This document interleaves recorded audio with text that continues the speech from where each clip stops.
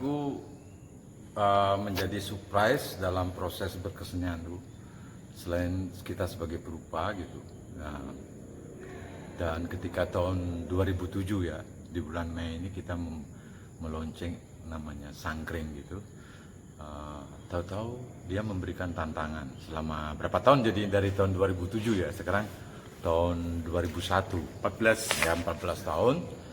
Tahu-tahu Sangkring itu memberi kesempatan untuk menumbuhkan satu kesadaran untuk membuat ruang. Karena begini, konsep membuat ruang kita di Sangkring kan, ruang itu memang dikonsep untuk mendisplay karya seni, karya seni rupa gitu. Nah, di situ kita punya kayak tantangan yang menarik. Dari awalnya kita membuat, semenjak pindah tahun 2009 ke lahan yang baru ini, di lokasi yang baru yang seluas mungkin 2.600 meter ya lahannya. Ternyata dari Sangkring Art Space kita punya kesadaran untuk membangun satu ruangan berikutnya namanya Sangkring Art Project. Dan terakhir kita membuat Balai Banjar Sangkring ya, yang sekarang kita ada di sini gitu. Nah, di situ banyak tantangan. Selama ini kita kan selalu berpikir, sering kita punya kekhawatiran berlebihan. Kita sering kehilangan ruang sebenarnya. Saya rancang kita bangun sesuai dengan perencanaan. Karena saya bercita-cita punya ruang, salah satu untuk satu ruang Sangkring Art Space nanti punya satu ruang display, ruang pamer tetap yang akan dimulai dari tahun ini. Dan semua proyek Sangkring nanti akan ada di Sangkring Art Project. Dan saya punya cita-cita tentang ruang Balai Banjar, di mana ada ruang-ruang tersekat itu, untuk istilahnya memiliki daya tampung yang lebih nanti. Dan dalam presentasi karya, dia akan memiliki karakter berbeda tiap ruang nanti. Nah, itu adalah semua melalui rancangan. Dan kita rancang betul melihat dari pengalaman kita melihat ruang-ruang lain di luar. Salah satunya saya pernah residen di California. Saya melihat satu ruang museum yang nama Mocha Museum. Dia punya ruang kecil-kecil yang sangat intim gitu. Nah, itu salah satu menginspirasi. Dan karena di Indonesia kan tidak ada contoh sebagai ruangan galeri, tidak ada contohnya gitu. Kita melihat Galnas itu kan bukan ruang galeri, tapi kita pun semestinya tidak bisa mengkritisi, tapi kita mesti memberi contoh, kita yang mesti membuat. Walaupun negara tidak terlibat, kita harus yang membuat. Nah, itu yang menjadikan saya selalu merasa optimis di seni rupa, bahwa kalau kita tidak memiliki, kita harus berani membangunnya. Ruangan seni rupa atau galeri terbangun atau tidak sampai berapa tahun, ya seperti itulah risiko karena melihat kondisi seni rupa gitu. Nah, di luar dugaan, Sangkring dengan dukungan semua teman-teman perupa Jogja ini, tahu bisa memberikan, menurut saya pribadi ya, bisa memberikan tantangan. Ruangan dia berkembang, menyesuaikan kebutuhan. Dan seperti misalnya salah satu contoh terakhir ya, Balai Banjar ini. Ini kita buat ruangan dengan konsep sudah tersekat gitu. Ruangan tersekat-sekat. Kita memiliki 11 ruangan. 11 ruangan di dalam Balai Banjar ini, dengan mungkin luas keseluruhan itu memang kurang lebih 1000 meter, di bawah 500 meter, di atas 500 meter, dan kita sekat-sekat. Nah, mungkin kalau kita lihat daya tampung karya seni, ya itu kan fleksibel, menyesuaikan. Nah, disinilah salah satu secara fisik Sangkring ini memberikan tantangan untuk terlibat dalam kehadirannya di kancah seni rupa di Yogyakarta. Nah, itu salah satu membuat saya pribadi sebagai pencetus Sangkring gitu merasa tertantang, bahwa kita bisa melakukan sesuatu untuk siapa tahu ke depan bisa terlibat dan mengakomodir perkembangan seni rupa Jogja. Itu salah satu bagian dari tantangan saya gitu. Nah, dalam konteks keseni rupaan saya pribadi, saya melihat dengan kacamata saya sendiri ya, Jogja itu kan dinamis banget dengan perkembangan seni rupa. Nah, selama ini Sangkring terlibat dengan usia 14 tahun itu, Sangkring terlibat dengan banyak hal, melihat sisi keberagaman seni rupa Jogja itu. Nah, tentu kita mengakomodir apa yang ada di Jogja dalam artian keberagaman itu. Gitu. Nah, kita tentu melihat dari sisi yang mungkin berbeda dari ruang-ruang yang lain. Gitu.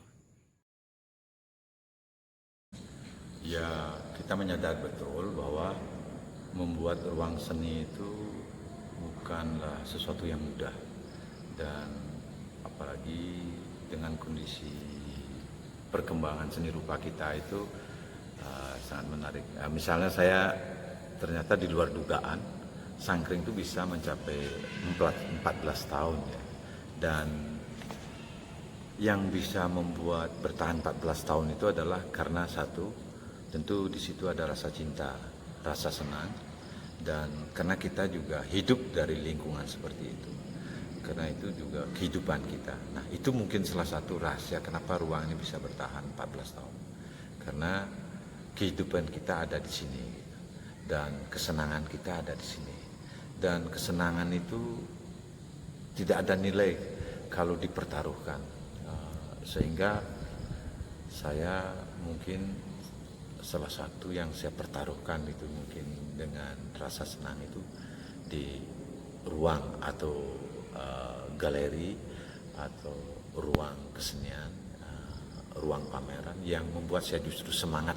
Sekali melihat ruang ini saya menjadi semangat dan ingin tahu mencari cara untuk gimana cara mempertahankan ruangan ini. Semoga dia bermanfaat ke depannya. Itu salah satu yang membuat saya, kenapa ruang ini mungkin selama 14 tahun bisa bertahan gitu. Salah satunya adalah kesenangan.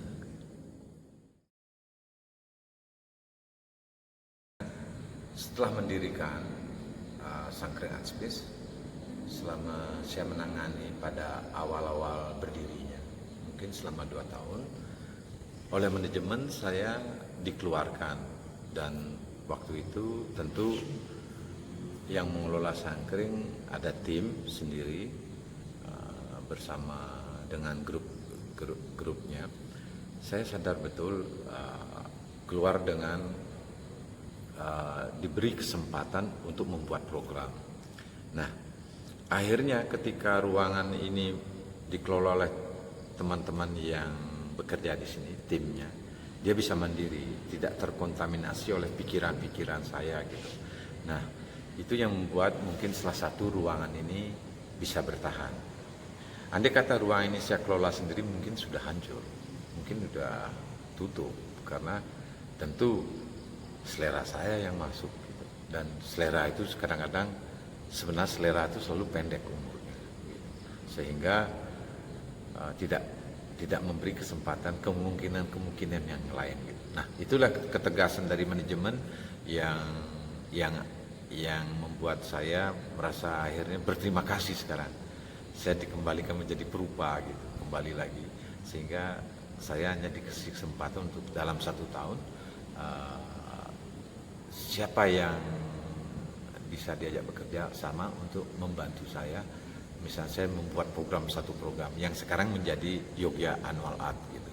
Itu yang menjadi program awal saya dengan teman-teman memikirkan, dan akhirnya program ini bisa continue gitu. Dan program ini yang membuat saya memiliki bisa mengakomodir kepentingan teman-teman.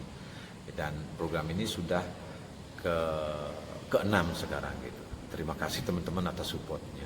Manajemen itulah yang manajemen dibantu oleh teman, itulah yang membuat kita bertahan lama gitu. Terima kasih teman-teman seniman seluruh Indonesia gitu. Terima kasih.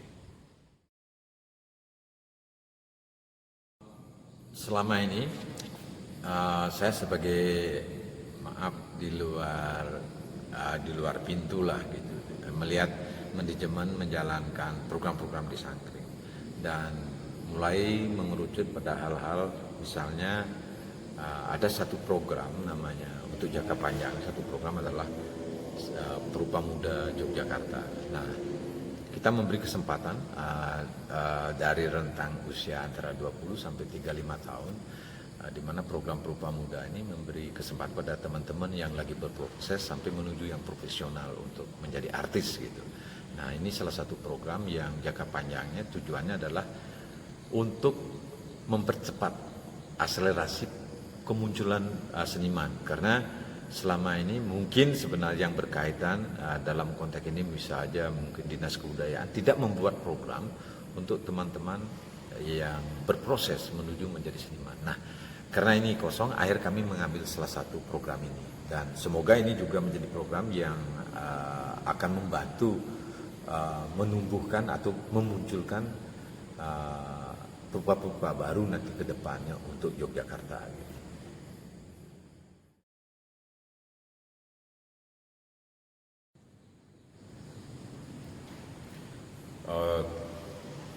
Beberapa tahun terakhir ini ternyata kita mengalami satu kejadian di seluruh dunia yang nama pandemi. Dan ketika saya dikasih waktu jeda, saya akhirnya berpikir, wah, Balai Banjar itu sebagai ruang yang paling belakang di Sangkring Aspis harus diselesaikan. Karena pada saat inilah kita bisa menyelesaikan gedung itu, karena semua program yang sudah dirancang tertunda dan mundur. Akhirnya saya mengambil inisiatif untuk menyelesaikan gedung itu, dan ternyata di luar dugaan gedung itu bisa kita selesaikan sekarang menjelang di saat ulang tahun Sangkring ke-14. Ini satu hadiah yang luar biasa di ulang tahun Sangkring yang ke-14 ini.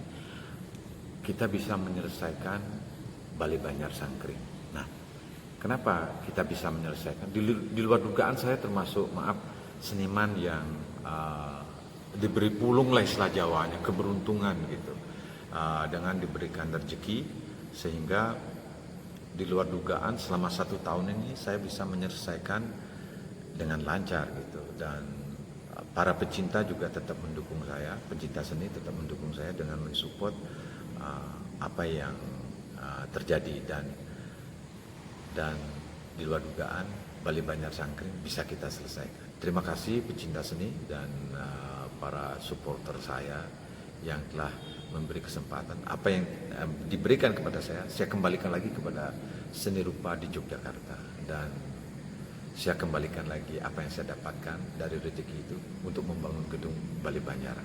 Terima kasih.